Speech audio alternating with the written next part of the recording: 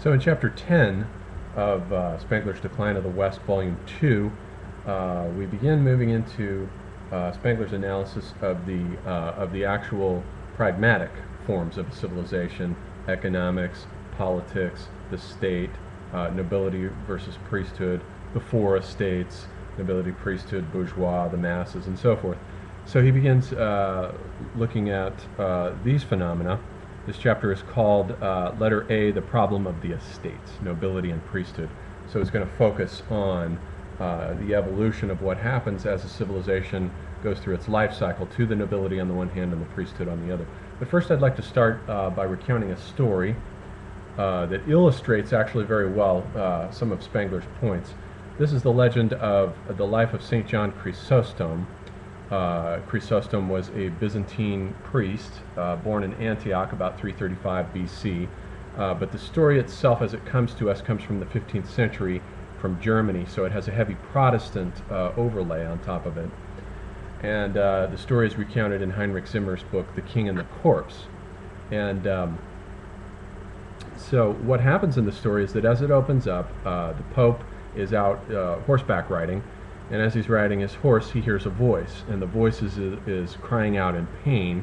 And the Pope gets off his horse and he listens around and he says, "Is there anything I can do for you?" And the soul says, "No, I'm trapped in purgatory, and I have to remain trapped here in purgatory until a certain priest will end up saying Mass 16 times. That's the only thing that will liberate me." And he tells to the Pope where this priest, who is not yet born, lives in Rome, and where the Pope can find him. So the Pope then goes to find this family, tells them that he wants to raise their child, give them a good education, he'll be well taken care of, and so forth. So he goes with the Pope, and the Pope raises him, and then long about the age of 7, he starts his education. And he's not very good at it. He's a bit slow-witted. He seems to be the slow one of the class. And because he's slow, he prays to the Virgin Mary, who will give him eloquence. And she does indeed, but she says, "You have to kiss my statue in order to become eloquent." And he goes and he does this, and this is why he's called John Chrysostom, which means golden-tongued. He has a golden aura around his mouth because of his erudition and eloquence. And then he begins discoursing on Plato and Aristotle, and he makes a good impression on his peers and classmates, and his teachers are impressed, and so forth. So he goes through his education, and by the time he's 16 years old, he's ready to say his first Mass.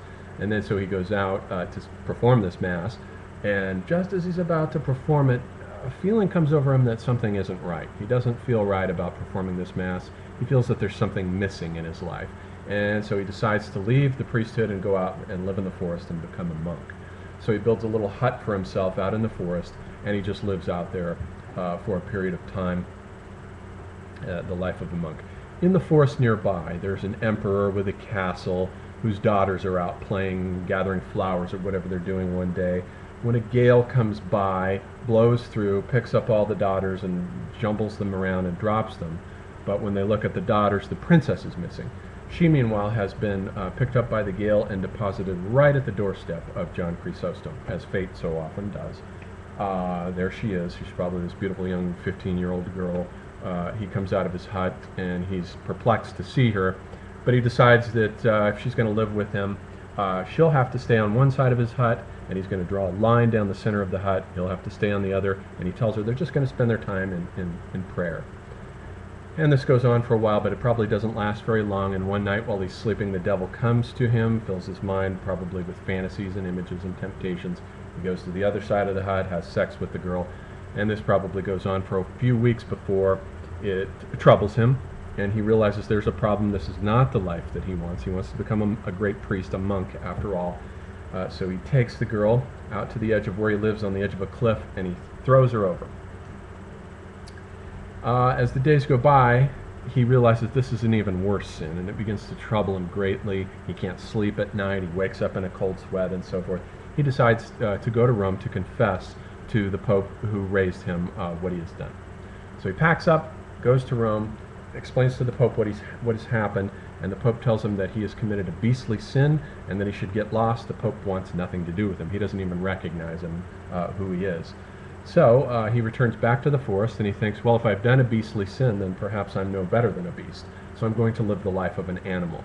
So he takes off all of his clothes and he lets his hair grow long, and he regresses to the life of an animal, and he just crawls around on all fours through the woods. Well, one day the emperor that had lived in the nearby forest has a newborn. One of his daughters has given birth to a newborn child, and the Pope has come to bless this child. But before the Pope can do this, the child suddenly speaks up and says, "You will not bless me. The one who will bless me will be a man named John Chrysostom, and it is he who will bless me." And the Pope looks around and he says, "Who's John Chrysostom? Does anyone know who this individual is? Who is he talking about?" The hunters, meanwhile, come in with their day's catch. They bring it in, and it scurries under the table. And it's John, of course, and he looks out from under the table at the infant, who points at him and says, "You are the one who will say the blessing. Please do so." And John looks up, he says the blessing, he stands up, sheds the animal skin, and everybody's delighted to see him. He explains, however, to the emperor what has happened to his daughter, and the emperor says, "That's terrible. Show me what happened." So he takes him to the edge of the cliff, and as they're looking over the edge of the cliff, the daughter is still there, still alive, sitting on the ground, cross-legged. John doesn't recognize her, and he says, "Who are you?" And she says, "Don't you recognize me? I'm the girl that you threw over the cliff many years ago. When you threw me over, God bore me up, and my faith in God carried me." And so the story ends happily, and John goes on then to say perform the 16 masses that liberates the soul in purgatory. The idea then being that a priest is no good confessing, hearing others' confessions, and absolving sins unless he himself has sinned and knows firsthand what sin is all about. This is you can see the coming of the Protestant outbreak here. There's a distrust of the basic Augustinian idea that the sacraments are inviolable and that the moral character of the clergy doesn't matter. You can already see this kind of Protestant rejection that's coming into being here. But the main aspect of this story is, for purposes of this chapter by Spengler, is that it perfectly captures the idea that Spengler talks about here about the nobility versus the priesthood, and in terms of his opposition of Dasein, the cosmic being, versus Wachsein, waking being. He says that the nobility belongs to the realm of the cosmic. It's plant-like. It represents the pulse of being. It's connected with time and destiny and the perpetuation of the bloodline. The priesthood, on the other hand, is based on creating a realm of eternal truths. It is pure waking consciousness. It's purely spatial in its orientation. It's closer to the animal world in that it's not rooted plant-like to the soil, and it's based generally on a despite for life, a kind of hatred of life. And then Spengler says, well, the woman personifies life, and if we line up the male and the female in a traditional sense, and to our way of thinking today this sounds old-fashioned, but this is, after all, what Spengler says. He says that the man makes history, whereas the woman is history. The woman is the destiny side of life. The man is the servant of destiny and requires her to create. And so the nobility, the primary concern for them is that the woman is fundamental for the creation of heirs and the perpetuation, therefore, of the bloodline. And he says it never really occurs to the nobleman. The nobleman doesn't despise life.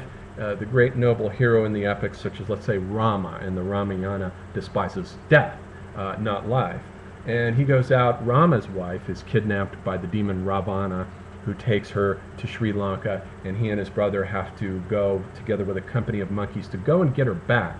Because if he doesn't get her back, the true fear of death for the nobleman is actually the fear of not having any heirs, and the woman is fundamental to this. So that's the real fear on the part of the nobility, of not being able to perpetuate the bloodline. And so the John Chrysostom story makes very clear, I think, the basically fundamentally hostile attitude toward life represented by the monkish mentality. And this is the same whether we were talking about the priest in his order as part of a system, or the monk living by himself in the wilderness, or later when civilization advances and develops the philosopher. Is the same basic mentality, whether we're talking about, the typical great German philosopher is indeed a bachelor, Kant or Schopenhauer, Nietzsche. Spengler himself never married. But none of these men particularly cared for women or understood them or were interested in them, and bears out Spengler's basic association of Wachsein being hostile to the female world, the priesthood in the possession of the realm of eternal truths basically being fundamentally hostile to women and everything that woman represents, namely life itself.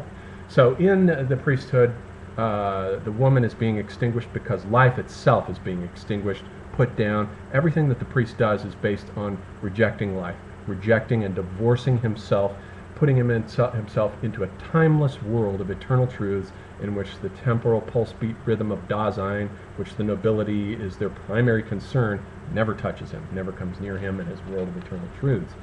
And so that's what Spengler starts out with in this chapter, is his basic associations of the nobility versus the priesthood.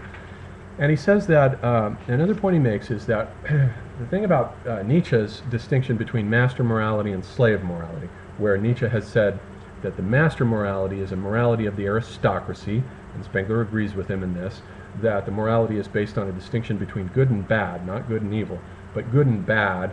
He is good who can repay a beneficent act with a beneficent act, who can avenge an insult or aggression or hostility with an equally powerful insult or aggression or hostility. So even the enemy is good. In Homer, the Trojans are not bad. They are equally as good as the Achaeans. He who is bad in this system is he who is powerless, not the nobility or the priesthood, but he who has no power to repay and avenge in equal coin. Basically, those who do not belong to these first two estates of nobility and priesthood. So Spengler says this is really the morality of the nobility, but what Nietzsche had said was the slave morality of Christianity is actually the morality of the priesthood, which is based on a distinction between good and evil. He is evil who has power to harm us. Basically, those who are powerful are the ones who can harm us. But the distinctions between good and evil, Spengler says, are basically learned, and they come from convictions that a priest must study and learn from his texts and so forth. So it really is the morality, the slave morality really should be the morality of the priest, basically. This is what he says. And so he says that as these two estates evolve, and he says that every civilization begins in its springtime with the creation of these first two estates, and they are the fundamental estates. Later, as the civilization evolves, the third estate will come into being, the burghers, the bourgeois, the middle class, and then civilization, as it ends and cycles into its formless civilizational period, will give rise to the fourth estate, which is the masses, and they are utterly formless. But the original sense of form and breeding belong to the first two estates. The nobility, Spengler says, is the fundamental estate, the estate of good form, of breeding, of race, and the priesthood is simply the counter estate which objects to all of this. And so that's how the tension between civilization first emerges between these two estates and comes into being and flows. And he says that later, when you get into the period of the caste systems, he says that the caste system that we associate in India, we have the four castes there, the Brahmin, who is the priest basically, the Kshatriya, who is the warrior, and the Vaishya, the merchant class, and the Shudra. The Shudra is the lower caste. He says this is a final formulation that comes about during the civilizational period, when you get that kind of typically rigidified, petrified caste formation. That's the finished social product. When the civilization is in its culture period, what you have are the two primary estates, and then later the third estate. And then he says then that what happens then, as these estates evolve, is that with the nobility, the early nobility is concerned with the acquisition of property. Property, since it's plant-like, we have to consider that the nobility is vegetal and plant-like in that it's rooted in the soil and is therefore, as a matter of concerned with the acquisition of property, with booty, with spoil, with conquering others and stealing their possessions. This is of the nature of the nobility, and he says that the more animal-like, free-floating intellect of the philosopher, the priest, and then later the philosopher would of course be the one who would object to property, as the great philosophical figures of Marx and Proudhon and the architects of communism in the 19th century do indeed later do. They object to private property and ownership. Their mentality is not rooted in the soil, it's not rooted in the blood and pulse beat rhythm. It's free-floating like an animal, and it has no basic relationship or understanding of property. But he says that in the beginning of the civilization, the nobility then acquires property. Its concern is with law and tradition and politics. But over time, he says, what will happen with the nobility is that these systems become more and more abstract as the values of money come in, and they become more and more stronger, and the values of money slowly take the center stage. And as money comes in, the state weakens and crumbles in direct proportion to the rise of money. The weaker the state formations are and tradition, the greater the unchecked reign of greed and money and so forth, as we see in today's American society. And this is really an idea invented by the British and then carried to its logical extreme by the Americans. This is what happens.